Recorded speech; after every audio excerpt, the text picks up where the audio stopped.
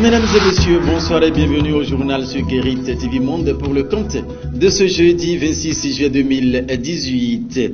Les agents de santé ne disposent que de mois pour opérer un choix entre le cabinet privé et le public. C'est l'une des décisions issues du Conseil des ministres de ce mercredi 25 juillet 2018. À cet effet, l'antenne régionale Guérit TV Monde basée à Parakou a donc tendu son micro à quelques citoyens de la ville de Parakou ainsi qu'au directeur du centre hospitalier départemental du Borgou à Libori qui nous font pas ici de leurs impressions. Écoutons-les donc au micro de Adélaïde Ama et de Ousmane Dabo. Féliciter le gouvernement par rapport à cette décision courageuse. Puisque vous venez à l'hôpital et le docteur n'est jamais là, c'est les étudiants, peut-être en 4e année de médecine, qui appellent le docteur, qui donne juste des instructions alors qu'il se trouve à son cabinet privé. Ce n'est pas une très belle chose. L'État investit d'énormes ressources pour aller former ces médecins à l'étranger. Mais pourquoi quand ils reviennent, ils ne peuvent pas servir l'État qui les a formés et créer les cliniques, ils abandonnent les malades qui viennent au public à leur profit.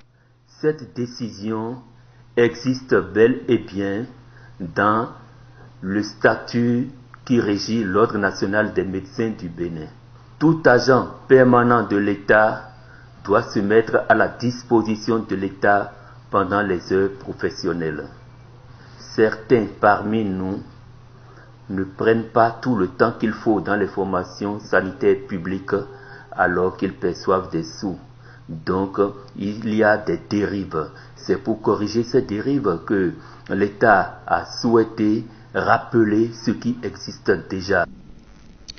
Nous parlons toujours assainissement dans cette édition, mais cette fois-ci de la ville publique. Que peut-on donc constater à la plage Figuirossé après l'opération de libération de domaines publics dans le département du littoral? Guérit TV Monde a effectué une descente sur les lieux et voici les images.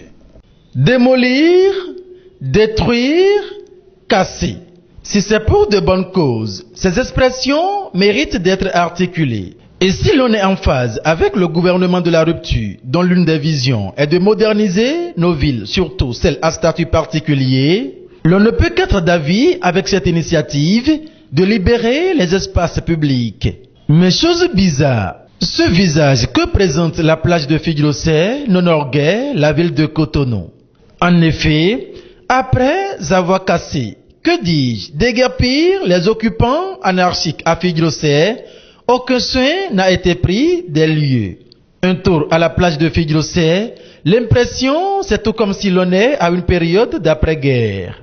En tout cas, les acteurs en charge de cette opération dans le département du littoral sont invités à prendre les dispositions subséquentes afin que les plaies de ces pauvres populations chassées de ces lieux et qui ne savent pas encore à quel sens se vouer soient vite cicatrisées.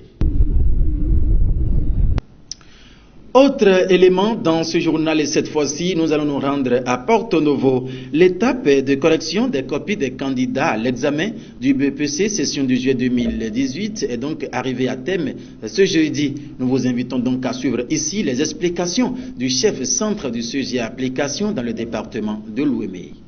Cette année, la discipline imprimée par la direction des examens et concours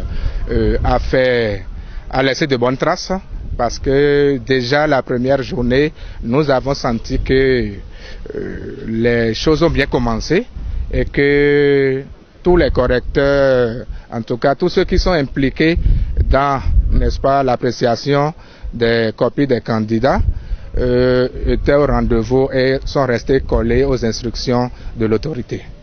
D'une façon générale, je dirais que tout s'est bien passé dans le centre par rapport à l'appréciation des copies des candidats. Tous les jurys étaient en activité. D'une manière générale, ça s'est bien passé. Et déjà, à l'heure où nous sommes, les tendances sont acceptables. Quelques semaines après l'annonce du président nigérien de couper le pont avec le Bénin, du fait de la porosité de nos frontières, le chef de l'État béninois a donc pris ses responsabilités. Ce mardi, Patrice Talon était donc au Nigeria pour renforcer les relations bilatérales entre les deux pays. Et cette descente du président béninois a été donc au cœur de votre émission Instanté pour le compte de ce jeudi 26 juillet 2018. Je pense que c'est une démarche d'abord à saluer et je dirais enfin, le chef de l'État béninois a compris l'importance du Nigeria, du grand voisin de l'Est, comme on le dit souvent, dans la participation, dans le rayonnement de l'économie béninoise. Parce que vous savez, le Nigeria, c'est une grande puissance économique en Afrique et on ne peut pas être à côté. Je dirais que le Bénin a été béni parce que si Dieu a su implanter le Bénin à côté du Nigeria, je pense que c'est pour quelque chose et on ne peut pas être tout proche du Nigeria. Je dis, ce n'est même plus question de voisinage, c'est-à-dire c'est comme si le Bénin était dans le Nigeria, c'est comme si on était un État du Nigeria, donc on ne peut pas ne pas collaborer avec le Nigeria. Je salue des pieds et des mains cette démarche du chef de l'État qui est une démarche salutaire, qui est une démarche responsable. La prière reste et demeure la principale arme de combat pour tous les fidèles croyants, quel que soit leur bord religieux. C'est ce que l'on dit donc à travers ce reportage. Wilfried Azonraï et Carlos Sossou, tous deux de l'antenne régionale Zocoline de Guérit TV Monde. La prière est le moyen par lequel un fidèle croyant rentre en communion avec l'être suprême. Dans l'église évangélique, la prière a une portée indélébile. Jésus-Christ a fait de la prière sa propre vie. Il faut que le chrétien s'approche des enseignements de Christ pour savoir comment prier. Dans nos prières aujourd'hui, nous cherchons trop notre propre volonté. Je vais avoir tant, je vais avoir ceci, que les ennemis meurent, que moi je vive. Donc si on te laisse toi seul la terre, comment tu vas la gérer? Mais sachons bien que Dieu qui a créé, il a un plan pour chacun de nous. Dans le culte trompetolika Lafia, cette prière se fait aussi pour formuler diverses demandes à l'endroit de la divinité Tron. Sans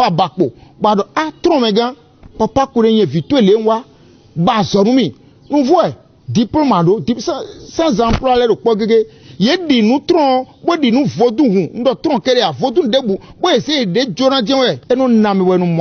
dans les différentes obédiences religieuses, la prière est considérée comme l'âme puissante par laquelle les fidèles communiquent avec l'Éternel. Seulement que la méthode varie d'une religion à une autre. Merci de nous avoir suivis, chers internautes, amis téléspectateurs de Guérit TV Monde, et surtout, prenez du plaisir en compagnie de nos programmes.